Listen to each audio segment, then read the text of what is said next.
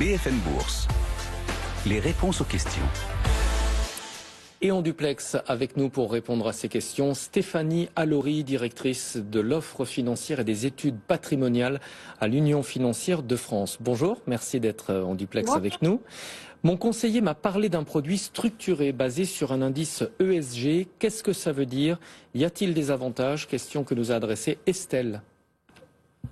Alors, Estelle, effectivement, il faut se rappeler d'abord qu'un produit structuré, c'est un contrat qui est assez clair puisque c'est un placement financier qui vous donne une durée, une notion de protection du capital, des coupons à envisager, qu'ils soient certains ou conditionnels, et enfin qui donne en effet un indice sur lequel repose cette structure financière.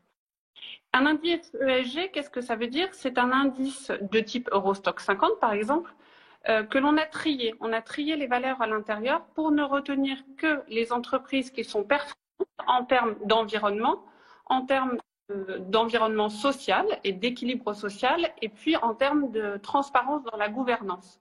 Donc finalement, investir dans un produit structuré basé sur un indice ESG, ça veut dire d'abord que vous donnez du sens à votre épargne, et on sait que les Français recherchent des placements dans ce sens.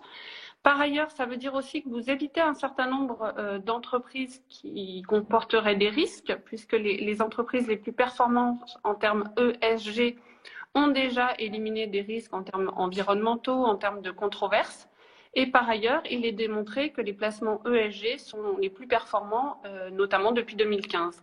Donc effectivement, je pense que c'est une bonne idée. C'est une idée qu'il faut accompagner d'un conseil en fonction de votre profil investisseur pour voir si ça correspond en termes de risque et à la durée que vous êtes prête à investir.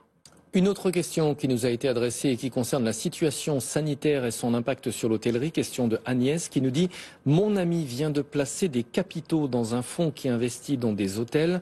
Avec la crise de la Covid-19, est-ce bien le moment ?» Alors, c'est vrai qu'investir dans un hôtel actuellement, ça peut paraître un peu contre-intuitif. D'abord, ce qu'il faut qu'on se dise, c'est que vraisemblablement la crise ne durera pas et il y aura forcément un retour dans les hôtels dès qu'on n'en sera plus empêché. Ça, c'est le premier point. Alors, investir dans les hôtels aujourd'hui, ça permet quoi? Alors, ça permet tout d'abord d'investir dans de l'immobilier à prix négocié, parce qu'il est vrai que les prix des hôtels qui se vendent aujourd'hui ne sont pas les mêmes que ceux qui se vendaient en 2019 puis en 2020.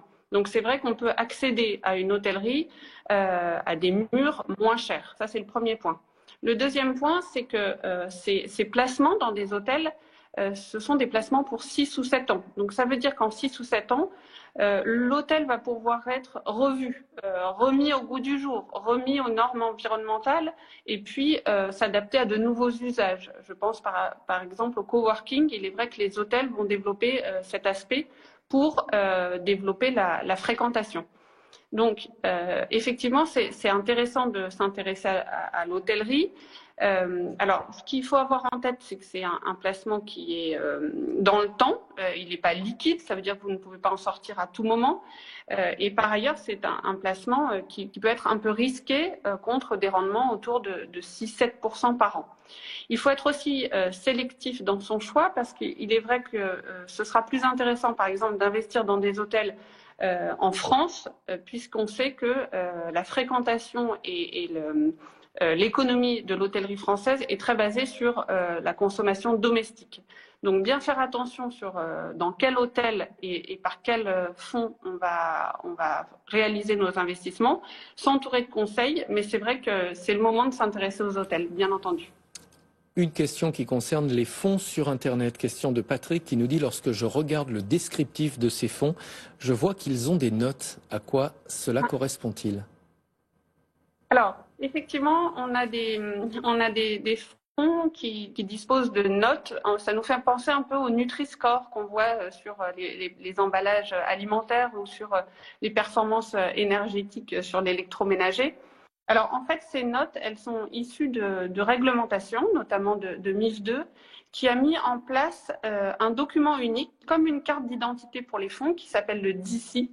Et ce DICI, cette fiche d'identité du fonds, indique une note allant de 1 à 7 qui s'appelle le SRRI. À quoi sert cette note? elle est le reflet de la volatilité du fonds, c'est-à-dire les écarts d'amplitude de la variation du fonds sur la durée. C'est-à-dire qu'un fonds noté 1 va être peu volatile, donc peu risqué, et un fonds noté 7 va être plus volatile, donc plus risqué, mais aussi en mesure d'apporter plus de performance. Donc c'est une note qui est très importante, qu'il convient de regarder avec attention. Le DCI comporte d'autres informations d'ailleurs qui sont intéressantes, hein, l'objectif du gérant, la durée de placement recommandée. Mais il est vrai que cette note, on va y accorder pas mal d'importance pour regarder le risque que l'on prend. Alors, il est vrai qu'en fonction de son profil investisseur, on n'aura pas besoin d'avoir que des notes 1 ou que des notes 7. Il va être important de diversifier, de décorréler ses fonds. Donc, en fonction de ses objectifs, peut-être qu'on va être amené à prendre un fonds noté 1, un fonds noté 3 et un fonds noté 7 pour faire une allocation. En tout cas, c'est important de regarder cette notion dans les documentations, en effet. Une dernière question, Stéphanie, elle concerne la crise sanitaire. La Covid modifie-t-elle mes garanties sur mes contrats d'assurance vie, nous demande Julien. Ah, alors c'est une bonne question, Julien.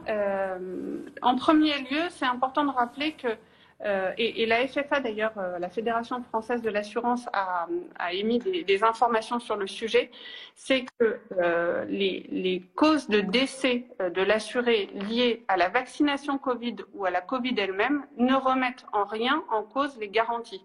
C'est-à-dire que quelqu'un qui va décéder ou du Covid ou de la vaccination, ces bénéficiaires auront bien entendu le droit au capitaux décès comme dans n'importe quelle circonstance. Les notices d'information n'ont pas été impactées par la Covid.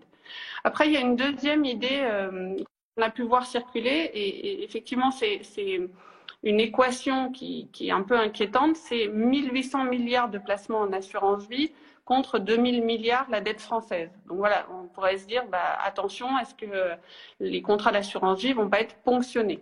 Donc, bien entendu, non. Ce serait bien une remise en cause très forte de la sécurité des contrats d'assurance vie et du contrat de confiance qui unit les Français, les assureurs et l'État. Donc, pas de remise en cause, bien entendu, des contrats. Ce qui peut amener un peu de confusion, c'est les dispositifs et la loi Sapin 2. Cette loi prévoit en effet que les assureurs puissent suspendre pendant un temps donné maximum de 6 mois et dans des circonstances financières très particulières, le fait que les clients puissent racheter leur contrat. Mais en aucun cas, on va venir ponctionner leur contrat pour éponger la dette française. Et d'ailleurs, l'État n'a pas forcément intérêt à se désendetter compte tenu des taux obligataires actuels. Merci beaucoup. Enfin, oui, je vous en prie. Pardon. Effectivement, j'ai oublié. Désolé, je vous ai déstabilisé. Merci en tout cas Stéphanie. La réponse était déjà bien complète. Stéphanie Allory, directrice de l'offre financière et des études patrimoniales chez Union Financière de France.